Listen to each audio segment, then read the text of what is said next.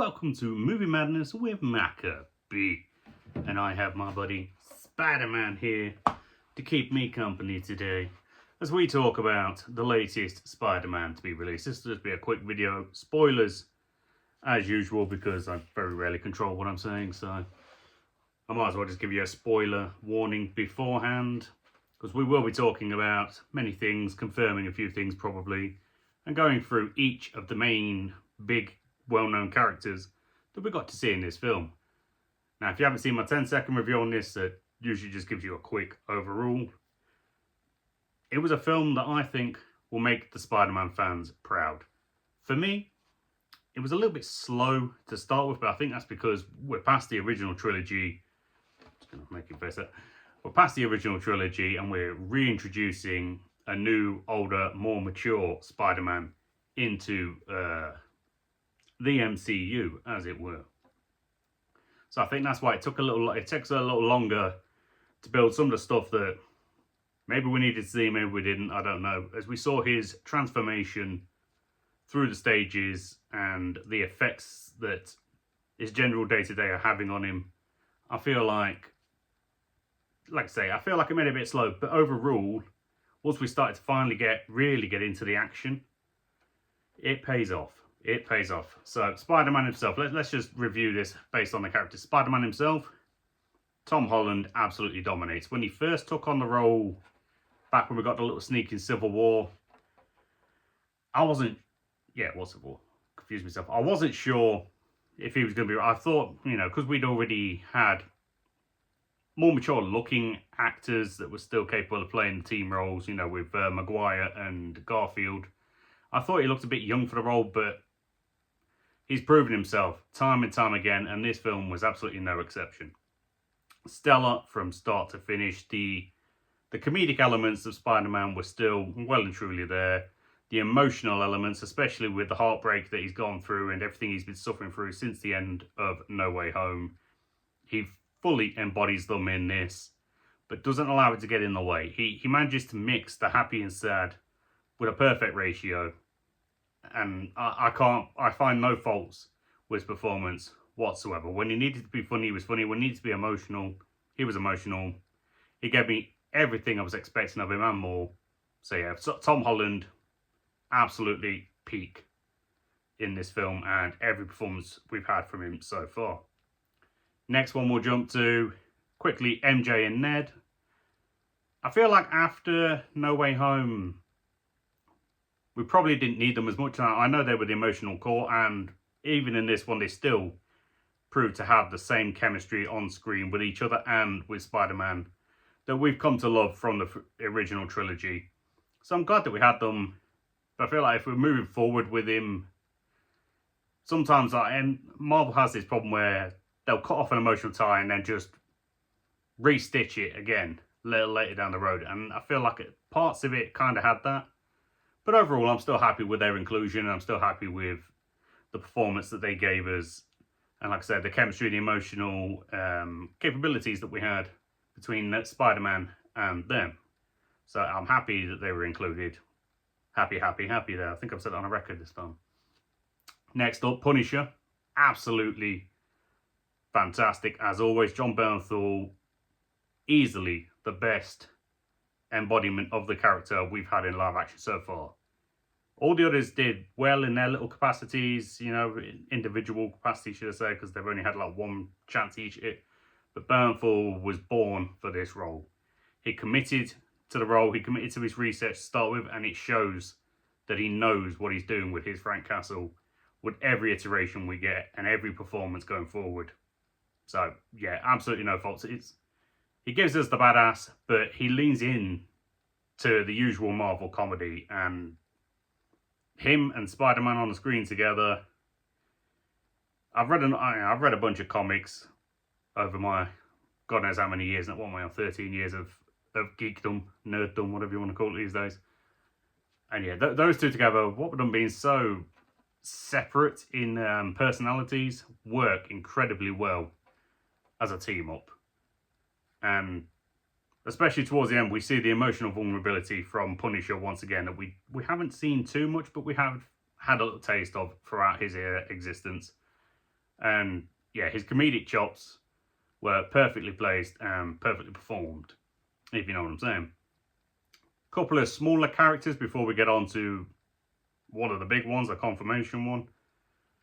So Scorpion, again, he's just in it as a side character. One portion as himself, just being Scorpion, and another portion that we've seen in the trailers, where he's not quite himself, if you know what I'm saying.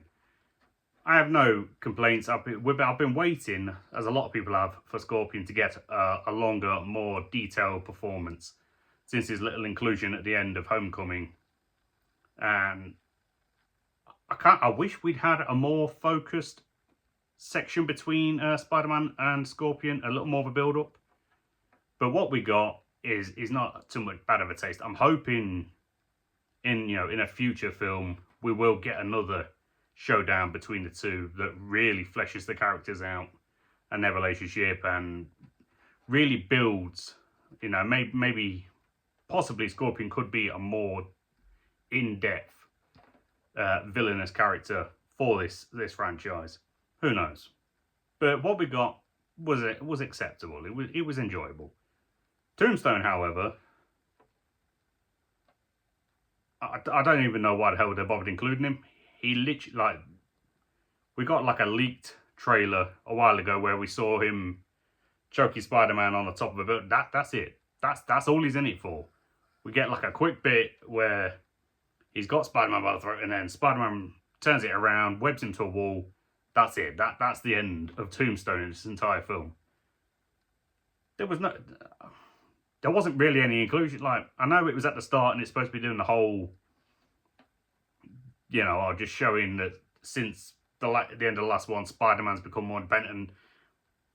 And, superhero is pretty much everything he has about him, and it's just showing some of the characters and the villains that he's taken down. But if you're going to have Tombstone, build on it properly. Really give us a taste of something. And I don't know, for me, he was just wasted in this one.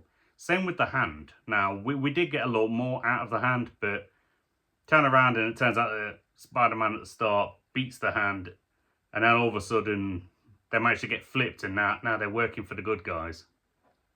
Just out of nowhere. Well, at least it felt like it was out of nowhere for me anyway. Kind of a waste, kind of a stupid one. We do get a great fight scene between Spider-Man and the Hand, which again, pretty much the entire thing was shown in the trailers. So that's kind of one that ruins it a little bit. I would have liked to have seen that for the first time in the theatre, but it's not the end of the world. But I don't know, like I say, it's bits and bobs, kind of ruined. But again, like I said, we do get some great fight scene, or a great fight scene with them, so they're not completely without cause, but I don't know. I feel like there probably would have been a better way to have them included, but each to their own. Anyway, so now we're on to the biggest part. Sadie Sink's character. Now, I did say this was going to be a spoiler and a confirmation, so if you haven't seen it, leave now or forever hold your peace. But Sadie Sink is playing exactly who we all thought, Jean Grey. And she was the standout of... Hello, baby. Sorry, get distracted easily. She was the standout of the entire film for me. Now, again, a bit slow on the introduction, but I liked it. I liked the flip that they give us, which you get kind of generically with these films, where we spend the first half thinking she's just a flat-out villain, and then it flips, not anti-hero, but, misunderstood, and that kind of thing. So we find out at the start of the film, or for the first half of the film, we're seeing the mind control thing. Those that are fans of comics know exactly what's going on. Eventually, yes, Sadie Sink gets revealed as the character, and then as Jean Grey, and so forth. And then we finally, partway through, we get a bit of an origin for her finally. Because this is her origin introduction, but we get to see why she's doing what she's doing. It turns out she's not trying to, terrorize New York. She's not trying to abuse her powers. Well, she is in a sense, but she's not generally overall trying to be evil and abuse her powers. She's searching for her sister, Sarah. which I'll be honest, I haven't read a massive amount of X-Men comics, so I don't know if that's just made up for the MCU or if Sarah Gray is a canon character in the comics. I'll be honest, like I said, I haven't read a massive amount of X-Men comics in my time. Love the films, but yeah, so hopefully someone that knows will be able to confirm that, or I could just Google it. We've got the technology these days. But yeah, so yeah, that's who she's looking after, or looking out for. Turns out, you know, tragic ending as expected. That's how she bonds with Spider-Man, comes out of her letting anger take the way kind of phase, if you want to call it, and becomes more heroic towards the end. We get the good Jean Grey that, you know, we kind of saw at the start of the X-Men series before we get to the Dark Phoenix saga kind of stuff. But yeah, overall, like, even though it was a Spider-Man film, she shone bright in the short segments of time that we got her in this particular movie. I was a little skeptical, you know, when all the rumors that she was going to be playing Jean Grey came around. So it's really warm. It immediately made sense because, you know, Jean Grey is a well-known redhead character. I was a little skeptical about whether she could pull it off because I've watched a number of Sadie Sink performances, and I never doubted she could have the seriousness and the ferociousness of the character at times. But I don't know, I just looked at her, and even though, yeah, she does give off some Jean Grey vibes for evident reasons, I felt like maybe we could have got a twist with this, and she was going to be someone we never would have predicted. But then I remembered it's Marvel, and half the time they just go for the most obvious fanfare available. But in this particular case, I'm not mad at it. I quite enjoyed it. Like I say, she was stellar throughout. The evidence stand out. And yeah, overall, when I think back on it, I'm happy with the conclusion. So this film overall, like I say, if I was to rank it out of the 4 that we've had,